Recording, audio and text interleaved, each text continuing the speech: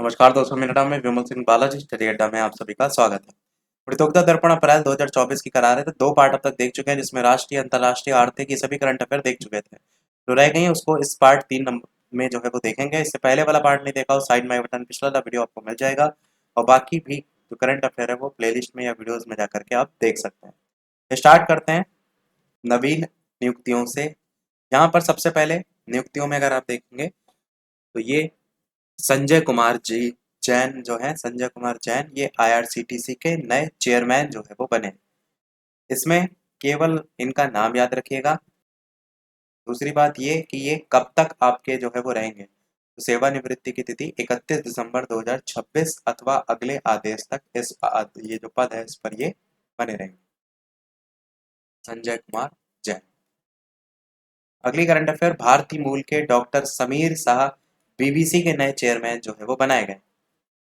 भारतीय मूल के हैं डॉक्टर समीर शाह, और इनके बारे में खास बात यह है कि ये भारतीय मूल के पहले व्यक्ति हैं ये संभालने वाले। ब्रिटेन की तत्कालीन महारानी एलिजाबेथ जो दो थी, इनके द्वारा commander of the order of British empire के रूप में सम्मानित 72 वर्षीय डॉक्टर समीर शाह इस पद पर संभालने वाले भारतीय मूल के पहले व्यक्ति।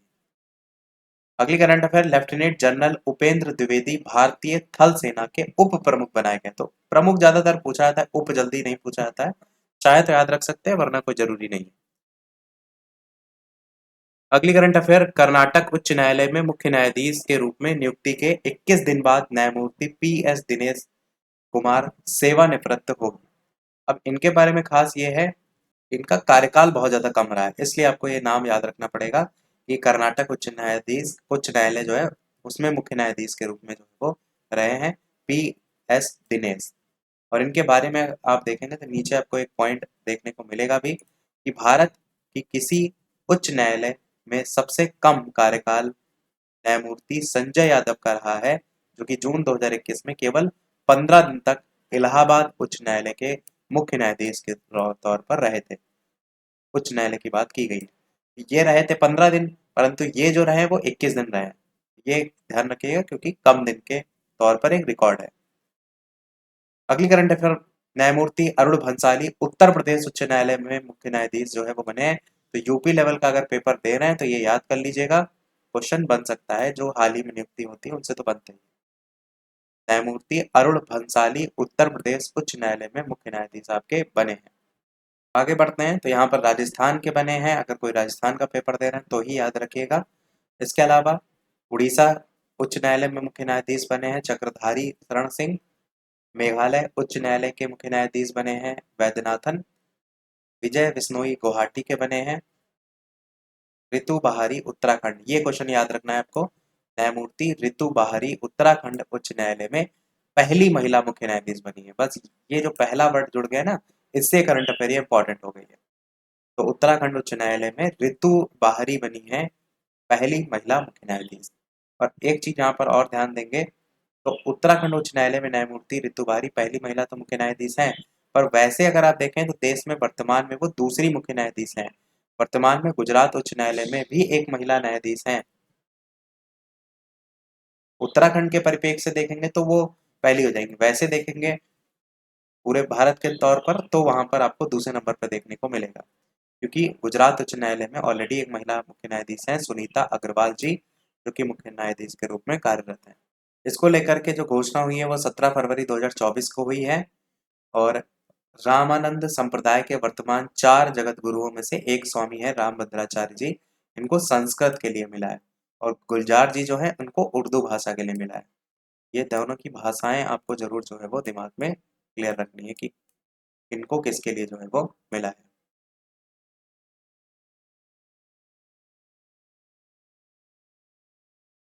आगे बात करें तो संस्कृत भाषा के लिए दूसरी बार और उर्दू के लिए 5वीं बार ये पुरस्कार दिया गया है। ये पुरस्कार जो है वो 8वीं अनुसूची में शामिल 22 भाषाओं में से किसी एक भाषा में दिया जाता है। और एक बार 2018 को ये पुरस्कार अंग्रेजी भाषा में अमिताभ घोष को भी दिया जा चुका है। ये जी के जीएस के रूप में याद रख सकते हैं। इसमें जो पुरस्कार है वो आपका 1982 तक ये पुरस्कार लेखक के किसी एकल कृति के लिए दिया जाता था। उसके पश्चात लेखक के किसी भी भाषा में समग्र योगदान के लिए दिया जाता है। इसमें जो धनराशि दी जाती है वो 11 लाख रुपए की धनराशि दी जाती है। बाग देवी जो है उनकी प्रतिमा और प्रशस्ति पत्र जो है वो दिया जाता है। जगत जो स्वामी राम भद्राचार्य हैं उनके ऊपर तस्वीर और गुलजार जी की तस्वीर भी ऊपर दी गई है।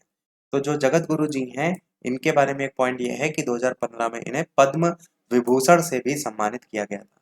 और इसी प्रकार जो गुलजार जी हैं उन्होंने 2009 में फिल्म स्लम डॉग मिलेनियर के लिए उनका लिखा गया गीत था जय हो, उन्हें सर्वश्रेष्ठ गीत का पुरस्कार जो है वो मिल चुका है और उन्हें ग्रैमी पुरस्कार से भी सम्मानित किया जा चुका है।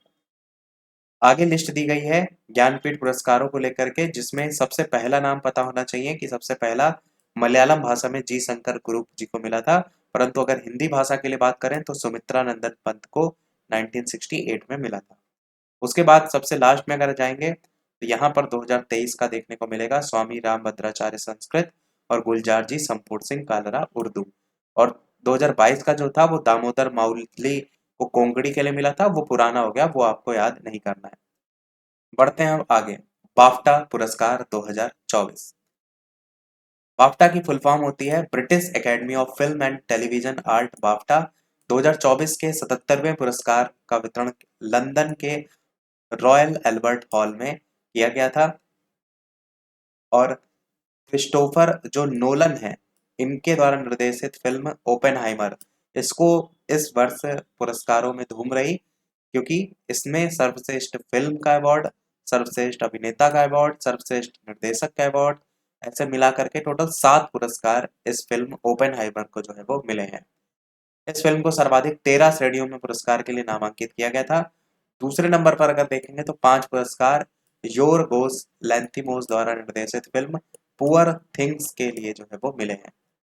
सर्वश्रेष्ठ अभिनेत्री के अलावा costume makeup and production design visual effect के पुरस्कार भी इसमें है। सर्वश्रेष्ठ फिल्म का पुरस्कार क्रिस्टोफर नोलन द्वारा निर्देशित फिल्म ओपेनहाइमर जो है उसको मिला है। सर्वश्रेष्ठ निर्देशक का पुरस्कार जो है वो मिला है फिल्म के इसी ओपेनहाइमर के निर्देशक हैं क्रिस्टोफर नोलन। इनको यहाँ साइड में तस्वीर भी क्रिस्टोफर नोलन की आप देख पाएंगे। इसके अलावा ओपेनहाइमर में भूमिका के लिए आयरिश अभिनेता सिलियन जो मर्फी हैं इनको मुख्य भूमिका में सर्वश्रेष्ठ अभिनेता का, और फिल्म पुअर थिंग्स में बेला बैक्स्टर की भूमिका के लिए अमेरिकी अभिनेत्री एम्मा स्टोन जो है इनको मिला है मुख्य भूमिका में सर्वश्रेष्ठ अभिनेत्री। तो अगर आपसे कहा जाए सर्वश्रेष्ठ अभिनेत्री तो आप कहेंगे एम्मा स्टोन। अगर आपसे कहा जाए कि सर्वश्रेष्ठ अभिनेता कौन, तो आप कहेंगे सिलियन मर्फी।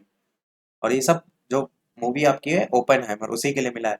ब्रिटिश सिनेमा में उत्कृष्ट योगदान के लिए लाइफ टाइम अचीवमेंट पुरस्कार गुयाना मूल की हैं ब्रिटिश क्यूरेटर जून गिवानी, इनको मिला है ब्रिटिश सिनेमा में लाइफ टाइम अचीवमेंट पुरस्कार, जिनका नाम है क्यूरेटर जून गिवानी नाम है बेसिकली, इनको मिला है। और बाफ्टा फेलोशिप वगैरह नहीं पूछा जाता, सामंथा को मिला है। बाकी यही सारी चीजें जो हमने देखी लिस्ट के तौर पर भी आपको दिखा देते हैं। जैसे सर्वश्रेष्ठ डायरेक्टर तो क्रिस्टोफर नोलन फिल्म ओपेनहाइमर, सर्वश्रेष्ठ फिल्म ओपेनहाइमर का निर्देशक क्रिस्टोफर नोलन, सर्वश्रेष्ठ गैर अंग्रेजी feature film the zone of interest, मुख्य भूमिका में सर्वश्रेष्ठ अभिनेत्री एम्मा स्टोन पुअर थिंग्स के लिए, मुख्य भूमिका में सर्वश्रेष्ठ अभिनेता सिलियन मर्फी। ये जरूर ध्यान रखिएगा कि कौन सर्वश्रेष्ठ अभिनेता है कौन सर्वश्रेष्ठ अभिनेत्री है। इसके अलावा सर्वश्रेष्ठ सपोर्टिंग अभिनेता रॉबर्ट डाउनी जूनियर, सबसे सपोर्टिंग अभिनेत्री वाइन जॉय रुडोल्फ, सर्वश्रेष्ठ एडिटिंग ओपेनहाइमर, सिनेमेटोग्राफी में ओपेनहाइमर, प्रोडक्शन डिजाइन में पुअर थिंग, कॉस्ट्यूम डिजाइन में पुअर थिंग्स, सर्वश्रेष्ठ कास्टिंग में होल्डोवर्स, ओरिजिनल स्क्रीन प्ले में एनाटॉमी ऑफ द फॉल। तो ये बाकी आपको नहीं ज्यादा याद रखने, जो मेन मेन है वो याद रखने। जैसे सर्वश्रेष्ठ एनिमेटेड फिल्म है the boy and the heron, ये आपको याद रखना है। डॉक्यूमेंट्री जो है बी 20 डेज इन मॉरियूपोल है। फेलोशिप वगैरह नहीं इतना कोई खास है, ये याद रखिएगा एनिमेटेड फिल्म। बढ़ते हैं अगली करंट अफेयर की तरफ। साद अहमद वाराइज भारत में पाकिस्तान के नए कार्यवाहक बने हैं। आलोक कुमार विश्व हिंदू परिषद के नए अध्यक्ष जो हैं वो आपके बनाए गए हैं। और इनके बाद अगर बात करते हैं, ये जो विश्व हिंदू परिषद है इसमें अध्यक्ष का चुनाव 3-3 वर्ष के अंतराल पर होता है। अगला है न्यायमूर्ति अजय माणिक राव खान विलकर लोकपाल के नए अध्यक्ष जो है वो बनाए गए हैं। न्यायमूर्ति पिनाकी चंद्र घोष देश के पहले लोकपाल थे। और अब कौन बना दिए गए हैं? अब आप कहेंगे अजय माणिक राव खान विलकर। ये है A.M. खान विलकर, तस्वीर भी आप यहाँ पर देख पाएंगे। अब यहाँ से बात की गई निधन को लेकर के, तो फली सैम नरीमन, ये जो है इनका निधन हुआ है 95 वर्ष की उम्र में। तो इनके बारे में, ये इनकी तस्वीर है, इनके बारे में जो फली सैम नरीमन है, एक चीज आप देखेंगे तो न्यायपालिका में भीष्म पितामह के रूप में जाने जाते थे, बस और कुछ। क्योंकि इन्होंने उच्च न्यायालय में भी काम किया है, उच्चतम न्यायालय में भी काम किया है, तो कुल मिलाकर के इसी से संबंधित जो है वो थे। अगला नाम देखेंगे हैज गिगोब, ये नामीबिया के राष्ट्रपति रह चुके हैं, इनका निधन भी हुआ है। केवल नामीबिया के राष्ट्रपति इतना पता होना चाहिए। इसी प्रकार सेबेस्टियन पिनेरा जो है वो चिली के राष्ट्रपति रह चुके हैं, इनका भी निधन हुआ। एलेक्सी नवलिनी रूसी राष्ट्रपति व्लादिमीर पुतिन के कट्टर विरोधी नेता थे, इनका भी जो है वो जेल में रहस्यमयी परिस्थितियों में निधन हो गया था। ये सब आपको दिखा रहे हैं, पर ऐसा कोई खास इसमें इंपॉर्टेंट पॉइंट नहीं है। जो इंपॉर्टेंट होगा वो हम आपको हाईलाइट करके बता देंगे। जैसे ये है इंपॉर्टेंट, भारत के सर्वाधिक उम्र के टेस्ट खिलाड़ी दत्ताजी राव गायकवाड़, इनका निधन हो गया है 95 वर्ष की उम्र में। क्योंकि भारत से संबंधित है तो उनके क्वेश्चन बनने के चांसेस और ज्यादा जो है वो हो जाते हैं। उनके पुत्र अंशुमान गायकवाड़ भी टेस्ट क्रिकेटर रहने के बाद भारतीय टीम के कोच रहे थे। उषा किरण खान, हिंदी और मैथिली की प्रसिद्ध लेखिका है, क्योंकि मैथिली बिहार से संबंधित है, तो इसलिए बिहार के अगर पेपर की तैयारी कर रहे हैं तो इनका नाम याद रखिएगा कि किस क्षेत्र से संबंधित है। उषा किरण खान मैथिली की प्रसिद्ध लेखिका हैं, 78 वर्ष की आयु में जो है वो, देखिए यहाँ पर लिखा भी है कि पटना में ही इनका निधन हुआ है। हिंदी और मैथिली में दर्जनों पुस्तकों की रचयिता रही है उषा किरण खान, इनको कई पुरस्कार भी मिले हैं। अगला नाम आप सभी ने जरूर सुना होगा क्योंकि बहुत चर्चित व्यक्ति थे, जैन मुनि आचार्य विद्यासागर। जैन समाज के वर्तमान समय के वर्धमान कहे जाते थे, वेरी वेरी इंपॉर्टेंट है इनका नाम। छत्तीसगढ़ के डोंगरगढ़ के स्थित चंद्रगिरी तीर्थ पर संलेखना करके इन्होंने देह त्याग किया था। संलेखना जैन धर्म में एक प्रथा होती है जिसमें देह त्यागने के लिए आप स्वेच्छा से अन्न जल का त्याग कर देते हैं, तो इसी से ही इन्होंने शरीर त्यागा था। इनका नाम है जैन मुनि आचार्य विद्यासागर। इनके बारे में कई बातें थी कि दूध दही हरी सब्जी सूखे मेवे, इन सभी का कभी सेवन ही नहीं इन्होंने किया, केवल यहाँ तक कि पानी भी दिन में एक बार ही वो पीते थे। 505 मुनियों को इन्होंने दीक्षा दी थी। देश विदेश से जैन समाज में शोक व्याप्त हो गया था इनके निधन पर। मध्य प्रदेश और छत्तीसगढ़ में आधे दिन का राजकीय शोक भी रहा था। अगला है अमीन सयानी जी का नाम, जो कि रेडियो कार्यक्रमों के लिए जो है वो मेन फेमस थे, अमीन सयानी जी। अगला नाम कैल्विन किप्टकम जो है, मैराथन दौड़ से संबंधित थे, विश्व रिकॉर्डधारी कीनियाई धावक थे।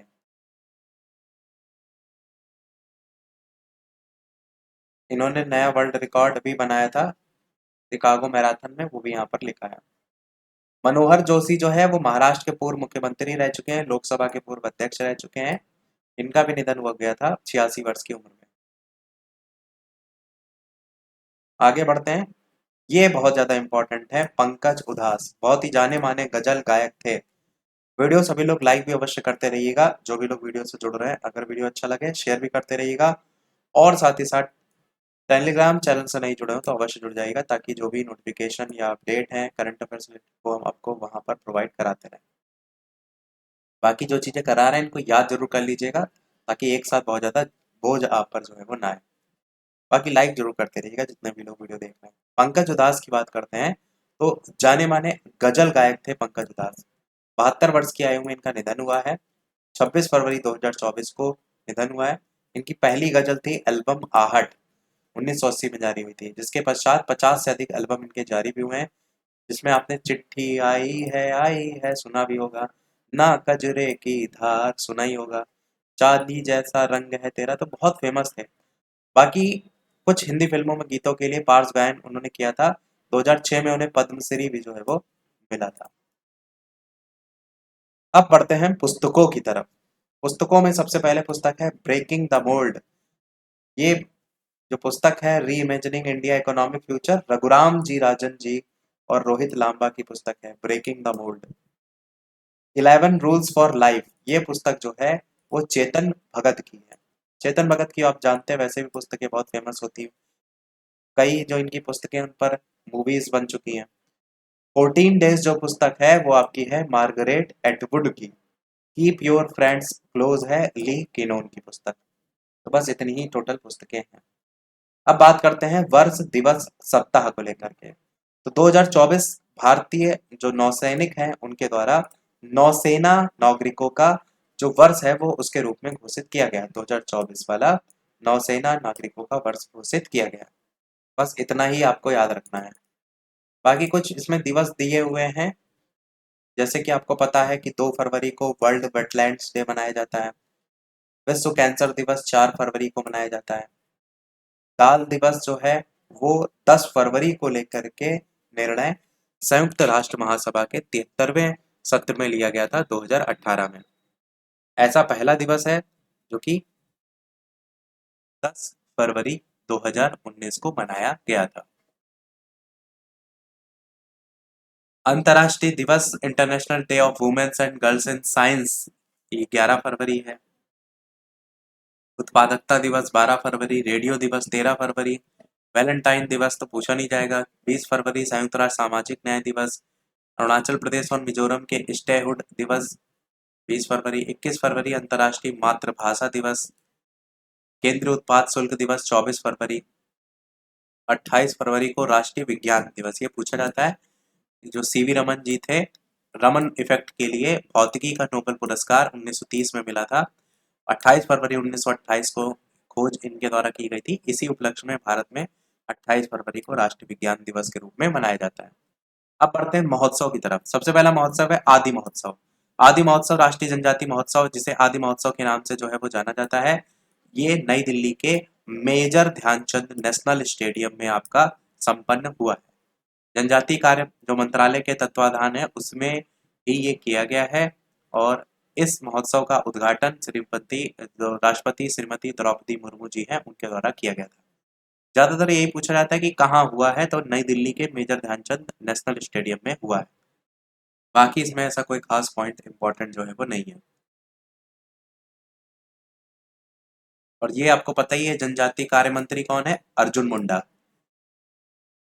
अगला है भारत मोबिलिटी ग्लोबल एक्सपो। ये कहाँ पर हुआ है, ये नई दिल्ली में हुआ है, नई दिल्ली के प्रगति मैदान में। भारत मोबिलिटी ग्लोबल एक्सपो, इसमें बेसिकली उत्पादों की प्रदर्शनी लगाई गई थी। बस आगे बढ़ते हैं तो आध्यात्मिक गुरु यहाँ पर जो दिया गया है 150वीं जयंती पर श्रील प्रभुपाद जो है 150वीं जयंती पर स्मारक सिक्का और डाक टिकट जारी किया गया। कुछ खास ऐसा नहीं है। भारत टेक्सटाइल जो उद्योग है वो अब तक का सबसे बड़ा वैश्विक कपड़ा कार्यक्रम नई दिल्ली में आपका आयोजित हुआ है। तो केवल स्थान याद रख सकते हैं, भारत टेक्सटाइल उद्योग। ये इंपॉर्टेंट है, सूरजकुंड अंतर्राष्ट्रीय हस्तशिल्प मेला 2024। तो ये जो मेला है ये 37वां सूरजकुंड अंतर्राष्ट्रीय हस्तशिल्प मेला है। हरियाणा में आपका फरीदाबाद में 2 से 18 फरवरी 2024 को आपका संपन्न हुआ है। हरियाणा के जो राज्यपाल हैं बंडारू दत्तात्रेय और मुख्यमंत्री श्री मनोहर लाल खट्टर के साथ ये आपका राष्ट्रपति जो थी द्रौपदी मुर्मू जी, उन्होंने इसका उद्घाटन 2 फरवरी को जो है वो किया। यहाँ पर आप तीनों की तस्वीरें भी देख पाएंगे। सूरजकुंड हस्तशिल्प मेले का दीप प्रज्वलित करते शुभारंभ करती राष्ट्रपति जी। इसमें एक और पॉइंट यह है वो है इसकी थीम जो है वो राज्य था गुजरात, परंतु मेले में जो भागीदार पार्टनर देश का दर्जा मिला है वो तंजानिया को मिला है। ये इंपॉर्टेंट पॉइंट है, इसको जरूर याद रखिएगा। ऐसे ही क्वेश्चन बहुत पूछते जाते हैं कि कौन भागीदार देश था, कौन सदस्य देश था, इस तरीके वाले क्वेश्चन।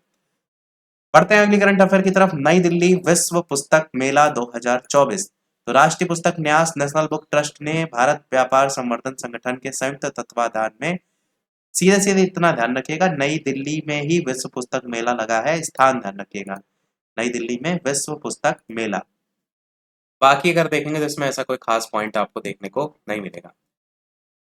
थीम चाहे तो इसकी याद रख सकते हैं विश्व पुस्तक मेला को लेकर के। तो ये थीम है बहुभाषी भारत एक जीवंत परंपरा, multilingual India a living tradition. बस इतना याद करना इंपॉर्टेंट है।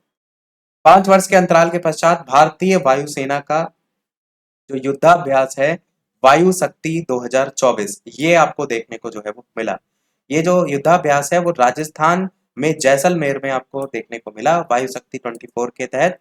और इसका जो थीम था वो था आकाश से बिजली का प्रहार, a lightning strike from the sky. बाकी इसमें किसके माध्यम से है, जहाज का नाम, वो सारी बातें लिखी हुई हैं, परंतु उतना सब कुछ याद करने की आवश्यकता नहीं है। इधर साइड देखेंगे तो वायु शक्ति भारतीय वायुसेना का 3-3 वर्ष के अंतराल पर होने वाला प्रदर्शन है। ऐसा पिछला जो वायु शक्ति प्रदर्शन था वो 5 साल पहले फरवरी 2019 में हुआ था। इसके बाद रूस यूक्रेन जो युद्ध था उसके बीच 2022 में स्थगित कर दिया गया था, इसलिए अब सीधे 2024 में हुआ है। तो 3-3 वर्ष के अंतराल पर ये होता है। स्थिति ध्यान रखिएगा कि हुआ कहाँ है। मिलन 24 जो है वो भारतीय नौसेना का सबसे बड़ा युद्धाभ्यास है। भारतीय जो नौसेना है इसका सबसे बड़ा संयुक्त नौसैनिक अभ्यास मिलन 2024 विशाखापत्तनम में आपका 19 से 27 फरवरी 2024 को संपन्न हुआ। 9 दिन का ये नौसैनिक अभ्यास में America, France, Japan, Australia, Bangladesh, Vietnam, Malaysia ऐसे करके टोटल 50 कंट्री की नौसेनाएं जो है वो शामिल थी। भाई सोचिए 50 देशों की नौसेना कहाँ ही थी? विशाखापत्तनम में। मिलन 24 इसका जो है वो नाम है। बस इतना काफी होगा। अगला है आपका धर्म गार्जियन 24। भारत और जापान के बीच जो सैन्य बलों का संयुक्त अभ्यास है उसका नाम है आपका धर्म गार्जियन 24। देखिए कई बार जो क्वेश्चन बनता है वो इसी से ही बन जाता है कि किसके किसके बीच हुआ था। तो इस बात को भी आपको जो है वो ध्यान रखना है कि धर्म गार्जियन 24 भारत और जापान के बीच हुआ था। बाकी इसकी बात करें तो इसमें अभ्यास जो है इसका 5वां संस्करण था आपका, जो कि राजस्थान के अंदर आपको देखने को जो है वो मिला था। तो बस दो ही मेन चीजें इसमें याद रखने वाली हैं, एक तो कहाँ हुआ था तो आप कहेंगे राजस्थान, और दूसरी चीज यहाँ पर है कि आपका किसके किसके बीच आपका ये होता है, तो भारत और जापान के बीच। बढ़ते हैं अगले करंट अफेयर की तरफ, जो कि अब आपको देखने को मिलेगा कर्पूरी ठाकुर और लाल कृष्ण आडवाणी के पश्चात, क्योंकि इन दोनों जी बात हम कर चुके थे पिछले वाली जो मार्च वाली करंट अफेयर वाली थी ना प्रतियोगिता पड़ोस में, इसलिए अब उसके बाद दो पूर्व प्रधानमंत्री चौधरी चरण सिंह और वीपी पीवी नरसिम्हा राव जो है और हरित क्रांति के जनक डॉक्टर एम एस स्वामीनाथन को भी भारत रत्न से सम्मानित करने की घोषणा की गई। मैंने बताया था ना कि 5 लोगों को मिला है, परंतु पिछली वाली मार्च वाली में केवल इन दोनों की बात की गई थी। अब यहाँ पर बाकी तीनों लोगों की बात भी की गई है। अब थोड़ा सा इनके बारे में जान लीजिए। बिहार के पूर्व मुख्यमंत्री श्री कर्पूरी ठाकुर और देश के पूर्व उप प्रधानमंत्री और भाजपा के वरिष्ठ नेता श्री लाल कृष्ण आडवाणी को भारत रत्न से सम्मानित करने की घोषणा जो है वो की गई थी। और एक सप्ताह के भीतर ही दो पूर्व जो प्रधानमंत्री हैं चौधरी चरण सिंह और पीवी नरसिम्हा राव, देश में हरित क्रांति के जनक कौन है तो आपको पता है एम एस स्वामीनाथन जी हैं, तो उनको भी देश के सर्वोच्च नागरिक सम्मान भारत रत्न से सम्मानित करने की घोषणा जो है वो की गई। तो इन 3 लोगों को ये सर्वोच्च सम्मान मरणोपरांत जो प्रदान करने की घोषणा है वो की गई है। इस चीज को ध्यान दीजिएगा कि जो पिछले वाला आपका वीडियो था उसमें आपके 2 लोग थे और यहाँ पर 3 भी लोग हैं, तो कुल मिलाकर 5 लोग को जो है इसमें शामिल कर दिया गया है। टोटल संख्या कितनी हो गई तो 53 ये संख्या हो गई है। Chaudhary Charan Singh, P V Narasimha Rao, doctor M S Swaminathan. सबसे पहले चौधरी चरण सिंह की बात करें तो यूपी के मेरठ जिले के नूरपुर गांव में किसान परिवार में जो है वो इनका जन्म हुआ था।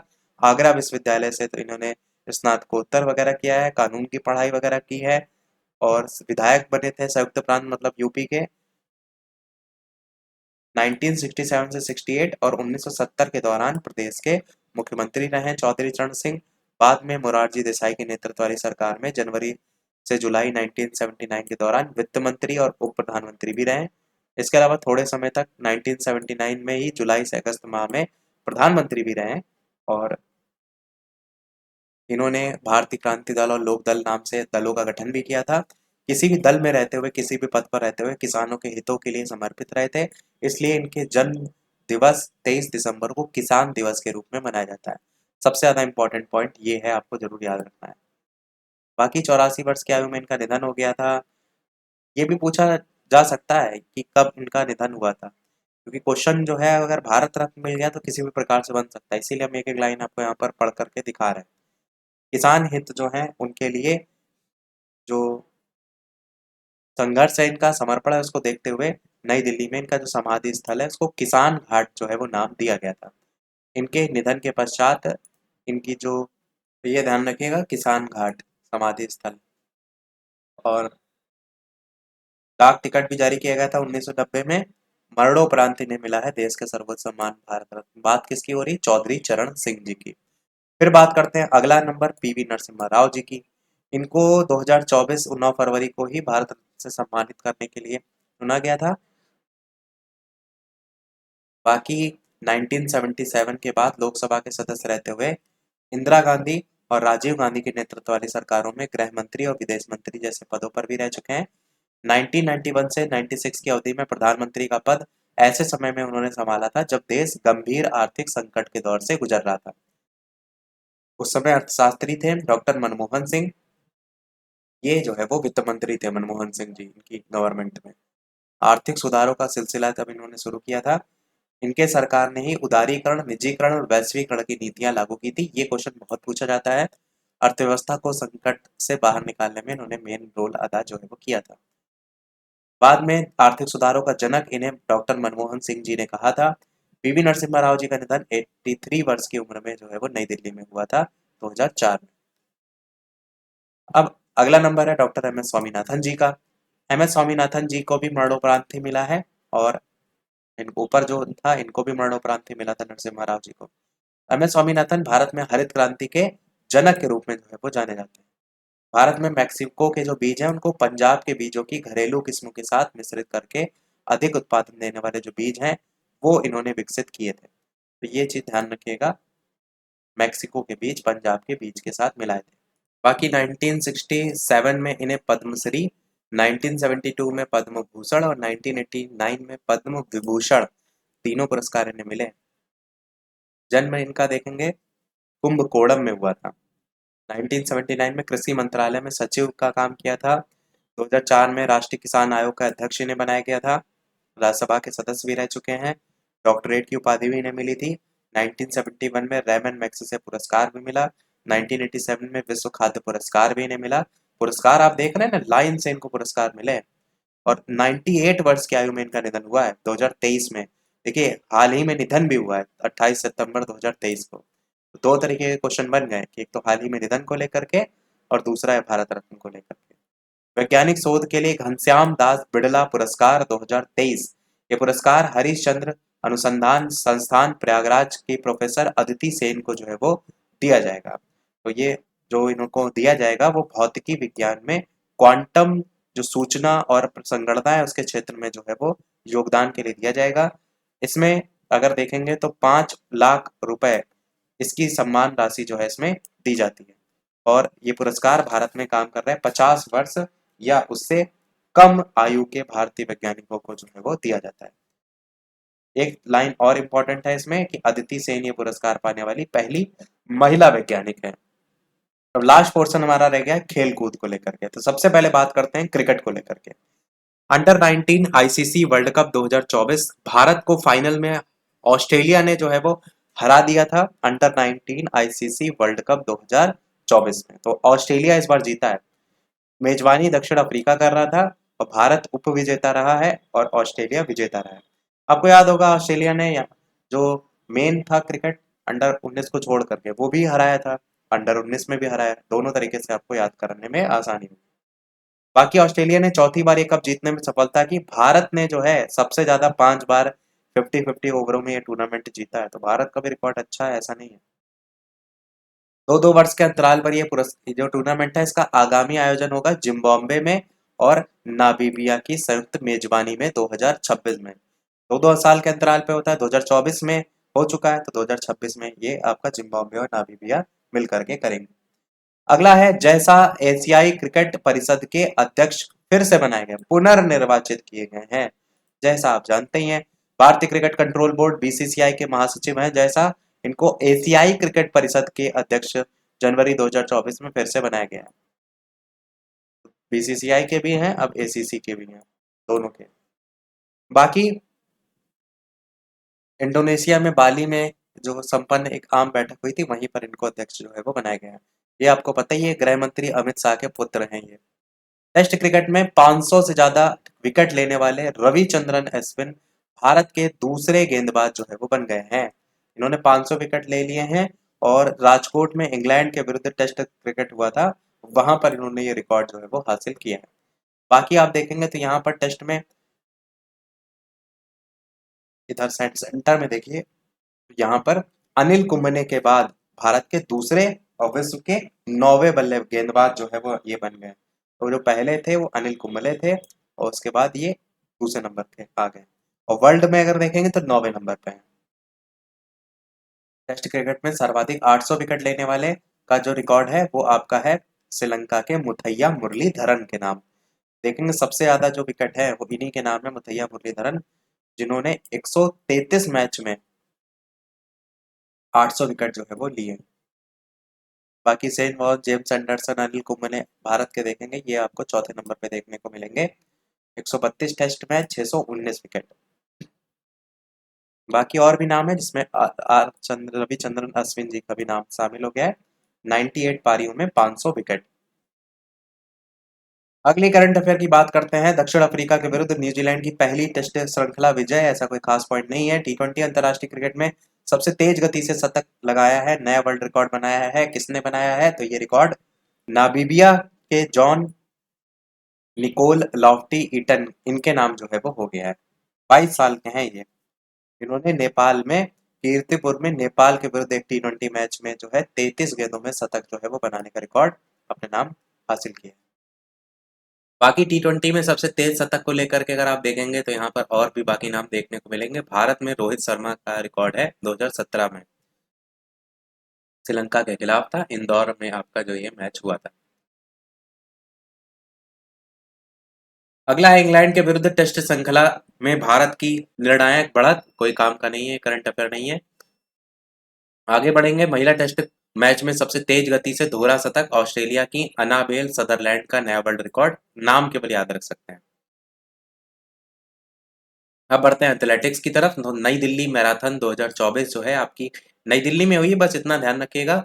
जो यहाँ पर नाम देख रहे हैं गोपी थोनाकल, ये पूर्व विजेता सेना के गोपी थोनाकल, और महिला वर्ग में अश्वनी मदान जाधव ये विजेता रही हैं। तो इन केवल विजेता का नाम आपको याद रखना है। 2017 में भी यही विजेता जो है वो रहे थे। यहाँ पर नाम देख लीजिए कि फुल मैराथन में कितना समय लिया है, कितना इसने। टोटल ये 42.195 किलोमीटर की मैराथन थी। अगला एशियाई इंडोर एथलेटिक्स चैंपियनशिप 2024 में चार चार स्वर्ण पदक के साथ तालिका में भारत का स्थान जो है वो तीसरे नंबर पर भारत आया है। यहाँ पर अगर देखेंगे ज्योति याराजी का नाम देखने को मिलेगा, जिसमें चाइना सबसे ज्यादा पदक के साथ पहले नंबर पे है। भारत यहाँ पर 4 स्वर्ण, 1 रजत, 0 कांस्य, टोटल 5 योग के साथ तीसरे नंबर पे आपको देखने को मिलेगा। इस आयोजन में भारत के लिए 4 स्वर्ण पदक ज्योति याराजी महिलाओं की 60 मीटर बाधा दौड़ से संबंधित है, ये लेकर के आई हैं। हरमिलन जो बेस है वो महिलाओं की 1500 मीटर रेस में आई लेकर के आई हैं। तेजविंदर पाल सिंह जो तूर हैं वो पुरुषों की जो प्रतियोगिता होती है उसमें शॉर्ट पुट उसमें लेकर के आए हैं। और जो गुलबीर सिंह है वो पुरुषों की 3000 मीटर उसमें लेकर के आई हैं। तो कुल मिलाकर के 4 स्वर्ण पदक है ना, बस वही नाम पता होना चाहिए, बाकी तो फिर इतना आप याद नहीं कर पाएंगे। बढ़ते हैं आगे बैडमिंटन की तरफ। बैडमिंटन एशिया 4 टीम चैंपियनशिप में पहली बार भारत को स्वर्ण पदक जो है वो मिला है। अब यहाँ पर पहली बार मिला है तो इसलिए इंपॉर्टेंट हो जाता है, पहली बार भारत को स्वर्ण पदक जो है वो मिला है। और पीवी सिंधु के नेतृत्व वाली भारतीय टीम ने जो है इसमें हराया था थाईलैंड की टीम को। भारत की महिला टीम ने स्वर्ण पदक जीता था, थाईलैंड के साथ मुकाबला हुआ था फाइनल में। आगामी जो आयोजक है वो 2026 में होगा। पुरुष वर्ग में खिताब चीन ने जीता है, मेजबान मलेशिया का दूसरा स्थान रहा था, तीसरा स्थान जापान और दक्षिण कोरिया का। अगला आपका है तीरंदाजी। अर्जुन मुंडा भारतीय तीरंदाजी संघ के नए अध्यक्ष निर्वाचित हुए, बस नाम याद रखिएगा। फुटबॉल में फरवरी 2024 में भारत की फीफा रैंकिंग 117 आई है, 7 वर्ष में सबसे नीचे लेवल पर जो है भारत की रैंकिंग आई है, जिसमें अर्जेंटीना आपको पहले नंबर पे देखने को मिलेगा। आगे बात करते हैं टेनिस में, तो डेविस कप प्ले ऑफ दौर में भारत ने पाकिस्तान को जो है वो हराया है। डेविस कप टेनिस के प्ले ऑफ दौर में। सीनियर राष्ट्रीय कुश्ती चैंपियनशिप में भारतीय ओलंपिक संघ की तदर्थ समिति और जयपुर में 2000 फरवरी 2024 में आयोजित हुआ था ये चैंपियनशिप। इसमें खिताब रेलवे स्पोर्ट्स प्रमोशन बोर्ड ने जो है वो जीता है। विविध में देखेंगे छठे खेलो इंडिया यूथ गेम 2023 तमिलनाडु में संपन्न हुए। पदक तालिका में महाराष्ट्र का शीर्ष स्थान है। यहाँ पर महाराष्ट्र को आप देख भी पाएंगे, पहले नंबर पे ही देखने को मिलेगा। 158 टोटल पदक हैं, जिसमें 57 स्वर्ण, 48 रजत और 53 कांस्य हैं। ये छठे खेलो इंडिया यूथ गेम्स की बात यहाँ पर की गई।